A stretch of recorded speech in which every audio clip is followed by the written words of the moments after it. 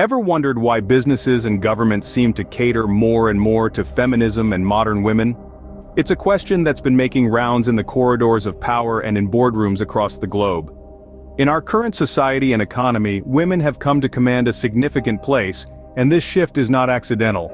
It is a reflection of the changing roles, aspirations, and influence of women. Today, we will delve into the heart of this phenomenon, exploring how women's spending habits are driving markets, how their educational achievements are shaping industries, and how their health needs are influencing the pharmaceutical sector. We'll also dive into the impact of modern women's lifestyles on the restaurant business. These are but a few threads in a complex tapestry of economic and social change. Join us on this fascinating exploration of the economic power of modern women.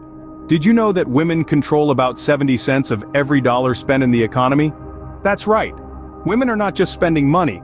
They are driving consumer trends and shaping the market landscape. Their influence extends beyond the traditional sectors like fashion or beauty.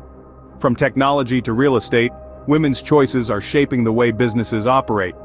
Consider this: 7 out of 10 college graduates today are women. This education factor is leading to more women in higher-paying jobs, which means more women with disposable income. And where does this money go? Right back into the economy. It's a cycle of growth that's increasingly being fueled by women. But it's not just about the money. It's about the preferences and the choices that women make. Businesses are realizing that they need to listen to what women want if they want to stay relevant. More and more, we are seeing products and services tailored specifically for women. From tech gadgets designed with women in mind to financial services that cater to the unique needs of women, the market is transforming in response to women's spending power.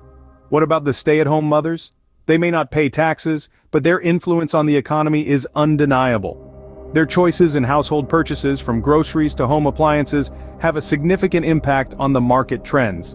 And let's not forget the modern, independent women who are always on the go. They may not have time to cook, but they often eat out or order food from services like Uber Eats or Grubhub. This trend has led to a surge in the restaurant and food delivery business, further proving the influence of women's spending power. So, the next time you see a new product or service in the market, remember this: it's probably there because of the purchasing power of women. Businesses and economies are thriving because of the choices women make with their 70 cents of every dollar. Clearly, when it comes to purchasing power, women are leading the way. The classroom is another area where women are making their mark. Not just a mark, but a dominant impression. Today, women make up an impressive 70% of college graduates. Now, let's pause for a moment and let that number sink in. 70%. That's a significant majority. In the past, a college education was predominantly a male pursuit, but the tables have turned, and they've turned significantly. Today, women are not only matching men in their pursuit of higher education but are surpassing them. This shift is not just a victory for gender equality, but also has profound implications for the future of the workforce. As more women earn degrees, they're also breaking into industries and professions traditionally dominated by men. We're seeing more female engineers, scientists, doctors, and CEOs than ever before. This surge isn't just about filling quotas or ticking boxes for diversity. It's about talent, skills, and perspectives that women bring to these roles. This educational advantage women are gaining is likely to reshape the job market. Industries will have to adapt, evolve, and innovate to accommodate this influx of educated women.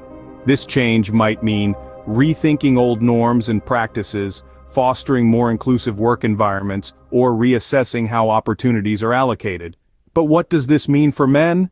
Well, it's not a zero-sum game. The rise of women doesn't have to mean the fall of men. Instead, it's an opportunity for a more balanced, diverse, and dynamic workforce.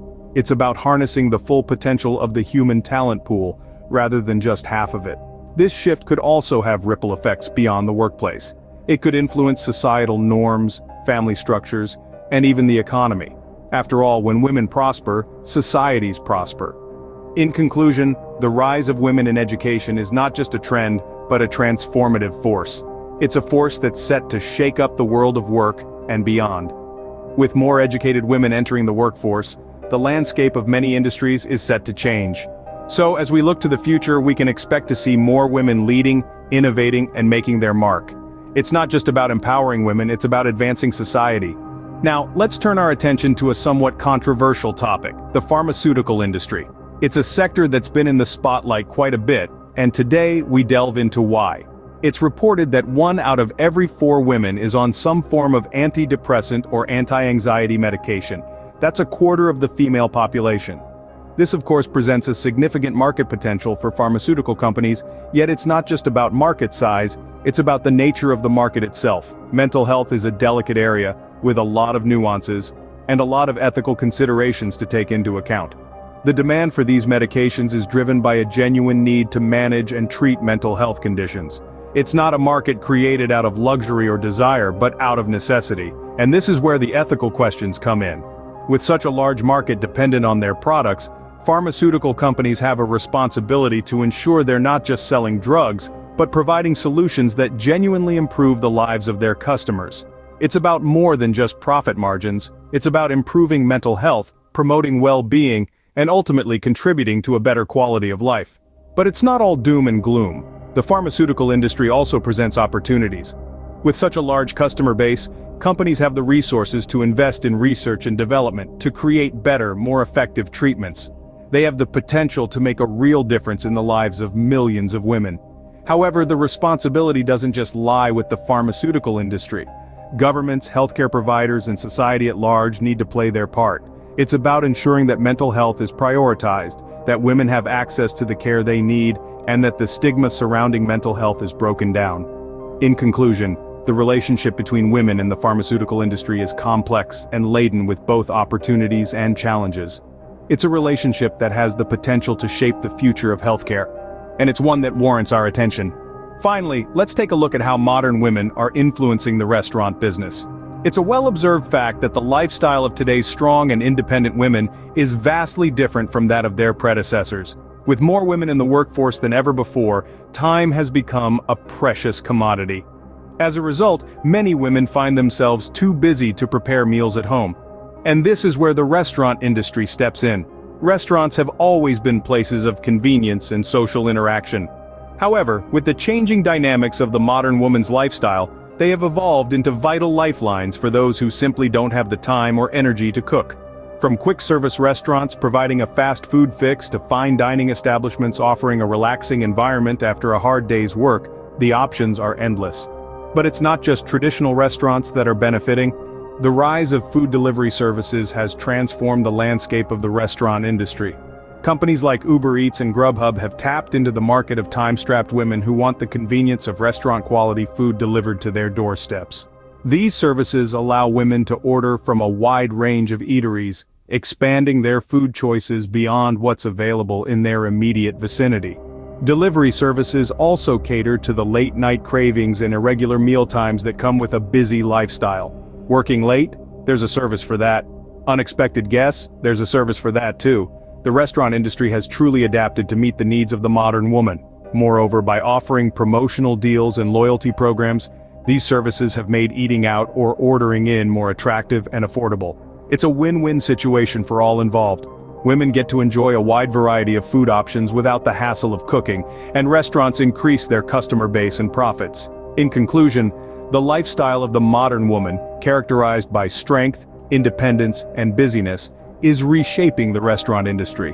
Whether it's dining in or ordering out, it's clear that the restaurant industry is yet another sector reaping the benefits of catering to modern women. It's clear that modern women are a powerful economic force. Their spending power, representing 70 cents of every dollar, shapes markets and dictates trends. Their educational achievements, with women making up 70% of college graduates, influence the workforce and the economy at large. The pharmaceutical industry, too, is impacted by the rise in women seeking help for mental health issues.